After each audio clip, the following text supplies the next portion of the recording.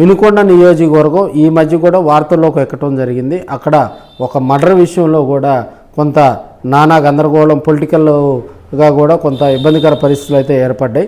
ఇప్పుడు ఉన్నటువంటి ఎమ్మెల్యేగా ఉన్నటువంటి జీవి ఆంజనేయులు, బొల్లా బ్రహ్మనాయుడు వీరిద్దరి మధ్య కూడా 2019 ఎన్నికల్లో కూడా బొల్లా బ్రహ్మనాయుడు అక్కడ ఎమ్మెల్యేగా కూడా గెలుపొందడం జరిగింది. అప్పట్లో అపోజిషన్లో కూడా జీవి ఆంజనేయులు గారు ఉన్నారు. ఇప్పుడు జీవి ఆంజనేయులు గారు కూడా బొల్లా బ్రహ్మనాయుడు మీద కూడా అక్కడ విజయడంకా మోగించడం జరిగింది. సో మనకి జీవి ఆంజనేయులు గారు కూడా 2009, 2014 ఎన్నికల్లో కూడా అక్కడ లోకల్గా కూడా వినుకొండ కాన్స్టిట్యున్సీలో కూడా ప్రజల మద్దతుతోటి కూడా ఆయన 2 టైమ్స్ ఎమ్మెల్యేగా కూడా అక్కడ సేవలు అందించినట్టుగా కూడా మనకు తెలుస్తూ ఉంది. సో వీరిద్దరి మధ్య కూడా కొంత రాజకీయంగా కూడా బొల్లా బ్రహ్మనాయుడు వైసీపీలో ఉన్నప్పటికీ కూడా కొంత సైలెంట్గా కూడా ఉన్నారని కూడా సమాచారం అయితే ఉంది. వీరిద్దరి మధ్య అంతకుముందు అగ్గి వేస్తే బొగ్గుమనేది.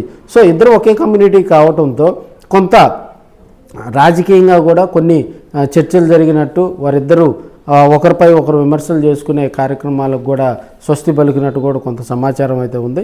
వైసీపీని బలోపేతం చేసేందుకు జగన్మోహన్ రెడ్డి ప్రత్యేక ప్రణాళికలు రూపొందించినప్పటికీ కూడా అక్కడ ఉన్నటువంటి బొల్లా బ్రహ్మనాయుడు జీవి ఆంజనేయులు గారి మీద కూడా విమర్శలు చేయకపోవటం, లోకల్గా ఉన్నటువంటి లీడర్షిప్ కూడా కొంత క్రమశిక్షణ పద్ధతిలో వెళ్ళటంతో కూడా వారిద్దరూ మధ్య సయోధ్య కుదిరిందని కూడా కొంతమంది రాజకీయంగా కూడా చర్చించుకున్నట్లు జరుగుతూ ఉంది. ఏదైనా కూడా అక్కడ బలమైన అధికార పక్షం ఉన్నప్పుడు కూడా ప్రతిపక్షంలో కొన్ని ఇబ్బందికర పరిస్థితులు ఉంటాయి.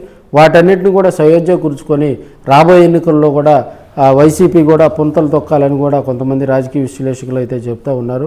ప్లాన్ బి బొల్లా బ్రహ్మనాయుడు కూడా అమలు చేసుకుంటూ ఇప్పుడు ఉన్నటువంటి క్యాడర్ను కూడా పటిష్టం చేసుకుంటూ ముందుకు సాగుతున్నటువంటి ఈ క్రమంలో కూడా చిన్న చిన్న వాటికి కూడా వాళ్ళు తొందరపడటం లేదని కూడా కొంత రాజకీయంగా కూడా కొంత సమాచారం అవుతుంది. రాబోయే రోజుల్లో కూడా అక్కడ వైసీపీ కూడా పటిష్టం చేయాలనే ఉద్దేశంతో బొల్లా బ్రహ్మనాయుడు కూడా కంకణం కట్టుకున్నట్టుగా కూడా మనకు తెలుస్తుంది. ఏదేమైనప్పటికీ కూడా ఇద్దరు నేతలు సైలెంట్గా ఉండటంతో అక్కడ ప్రశాంత వాతావరణం నెలకొందని కూడా కొంతమంది పరిశీలకులు అయితే మనతోటి చెప్తా ఉన్నారు.